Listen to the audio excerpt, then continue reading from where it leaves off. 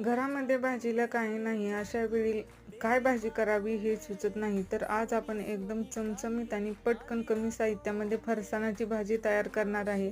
त्यासाठी कढईमध्ये तेल घेऊन जिरे मोहरी छान तडतडू दिली आहे. त्यामध्ये बारीक चिरलेला कांदा, कढीपत्ता आणि अद्रक लसणाची पेस्ट घालून छान परतून घेतले आहे. कांदा पटकन भाजण्यासाठी त्यामध्ये थोडे मीठ घातले आहे आणि कांदा थोडा लाल झाला की त्यामध्ये टोमॅटो घातले आहे. टोमॅटो छान भाजून घ्यायचा आहे. आता यामध्ये लाल मिरची पावडर, घरगुती काळा मसाला, हळदी पावडर आणि गरम मसाला घालून छान भाजून घेऊया. थोडे पाणी घालूया आणि झाकण ठेवून हा मसाला तेल सुटेपर्यंत शिजवून घेऊया. हे पहा, मस्त तेल सुटले आहे मसाल्याला. आता यामध्ये थोडे पाणी घालून घेऊया आणि याला छान उकळी येऊ देऊया. यामध्ये चवीपुरते मीठ टाकून घेऊया आणि 1 वाटी रेग्युलर फरसाणा आहे ना, तोच फरसाणा इथे मी वापरला आहे.